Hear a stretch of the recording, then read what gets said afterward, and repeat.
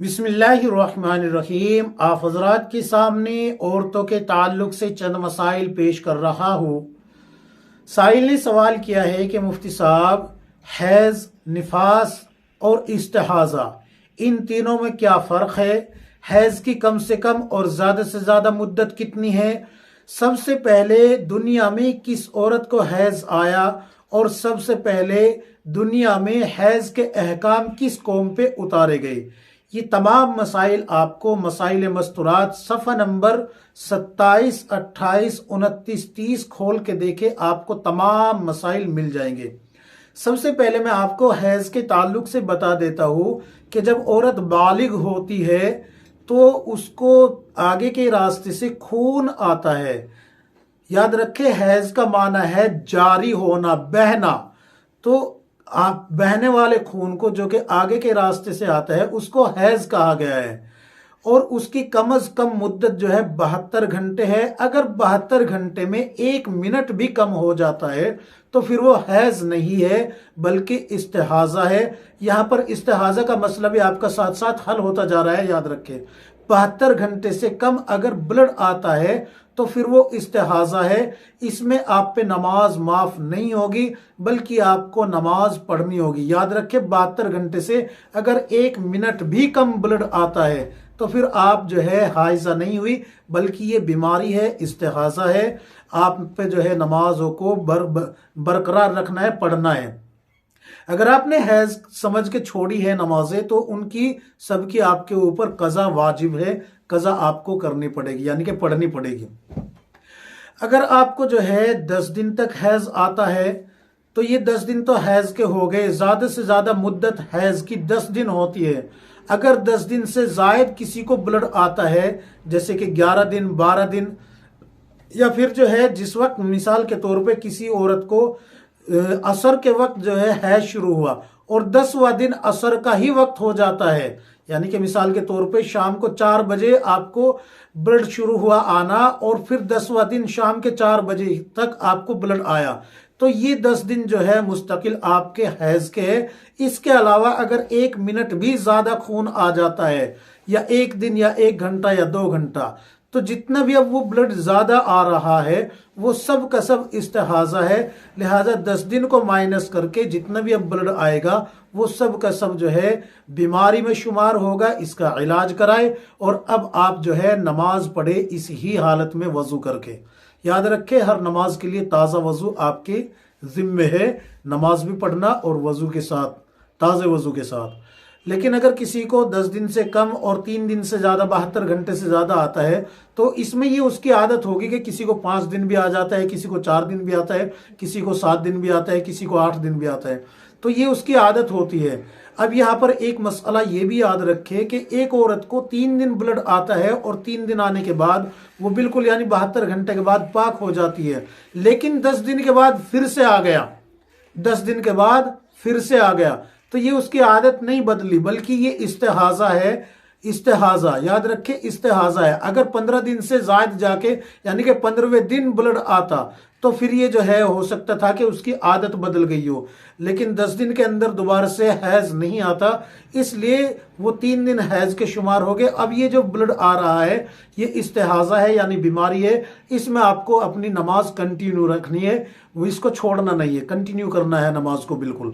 अगर 15 दिन के बाद आता है तो फिर आप देखें कि अगर 72 घंटे से कम ब्लड आ रहा है तो फिर ये बीमारी है, इस्तिहाजा है, फिर भी आपको नमाज कंटिन्यू रखनी है। और अगर 72 घंटे गुजर जाते हैं और फिर बंद होता है तो फिर ये आपकी आदत तब्दील हो गई, यहाँ पर आपकी आदत तब्दील हो गई। अब ये 3 दिन 72 घंटे जो है ये आपके हैज के हुए, अब दोबारा से गुस्ल करके आपको नमाज पढ़नी है। ये 3 दिन की नमाज आप पे माफ है। और इसी तरीके से अगर किसी को 10 दिन ब्लड आता था और 10 दिन के बाद फिर 10 दिन के बाद आ जाता है तो ये 10 दिन शुरू के जो है हैज शुमार होगा और वो आगे 10 दिन के बाद जो आ रहा है वो फिर जो है इस्तिहाजा शुमार होगा। लिहाजा उसमें अपनी नमाज कंटिन्यू रखे, आप नमाज वहां ना छोड़े। हाँ, अगर किसी को ये होता है कि भाई अपना पूरा टाइम यानी कि डेट टू डेट आता है और उसमें 72 घंटे से कम या 10 दिन से ज़्यादा आता है, तो 72 घंटे से कम आने वाला खून इस्तेहाजा और 10 दिन से ज़्यादा आने वाला खून भी इस्तेहाजा, 10 दिन माइनस करके उसमें से। तो इन सब में भी आपको नमाज पढ़नी होगी 10 दिन छोड़ के, वो 10 दिन जिसमें आपको ब्लड आया है। ये हो गया हैज को कम और ज़्यादा की मुद्दत क्या है। इस्तेहाजा का भी मसला इसमें हल हो गया। अब आते हैं निफास के ताल्लुक से। निफास कहते हैं उस खून को जो कि औरत को बच्चा पैदा होने के फौरन बाद से शुरू होता है। उसकी मुद्दत कम से कम कोई नहीं है, बच्चा पैदा होते ही फौरन भी बंद हो सकता है, और ज्यादा से ज्यादा उसकी मुद्दत जो है 40 दिन है। अगर 40 दिन से ज्यादा आता है तो फिर वो इस्तेहाजा है, 40 दिन निफास के शुमार हो गए, और बाकी के जितने भी दिन हो गए वो सब का सब इस्तेहाजा शुमार होगा। लिहाजा 40 दिन के बाद आपको नमाज कंटिन्यू करनी पड़ेगी। ये भी याद रखें 40 दिन कब शुमार हो गए आपके, जिस वक्त आपको बच्चा पैदा हुआ था उस वक्त से लेके 40वां दिन उसी वक्त, वही एंड टाइम। मिसाल के तौर पे आपको शाम को 4 बजे बच्चा हुआ तो 40वें दिन शाम को 4 बजे तक आपका जो है ये निफास शुमार होगा। इसके अलावा जितना भी ब्लड आएगा वो इस्तेहाजा कहलाया जाएगा। लिहाजा 40 दिन के बाद आप नमाज कंटिन्यू करें। अब ये नहीं होगा कि ब्लड आ रहा है तो अब अभी भी नमाज नहीं पढ़ेंगे, नहीं, बल्कि आपको पढ़नी पड़ेगी। अगर बच्चा जो है पैदा होने के फौरन बाद जो है ब्लड बंद हो जाता है तो भी आप जो है नहा के गुस्ल करके नमाज कंटिन्यू करेगी। 40 दिन के कैद नहीं है कि भाई 40 दिन जरूरी ही रहेगा। 10 दिन में भी बंद हो सकता है, 2 दिन में भी बंद हो सकता है, 4 दिन में भी बंद हो सकता है। जब भी 40 दिन से पहले आपका ब्लड बंद हो जाता है आपका जो है निफास बंद समझा जाएगा। आप पे जो है नमाज के तमाम अहकाम लागू हो जाएंगे, नमाजें आपके ऊपर पढ़ना वाजिब हो जाएगी, फर्ज हो जाएगी आपकी नमाजें फिर से आप पे। सबसे पहले दुनिया में अहकाम जो औरतों पे नाजिल हुए हैज के वो बनी इसराइल में हुए हैं। इसकी वजह ये थी कि अल्लाह तबारक व तआला ने बनी इसराइल को ये इजाज़त दे रखी थी कि औरत और मर्द दोनों ही मसाजिदों में नमाज पढ़े, इबादत करे। तो ये नमाजें पढ़ती थी औरतें मस्जिदों के अंदर।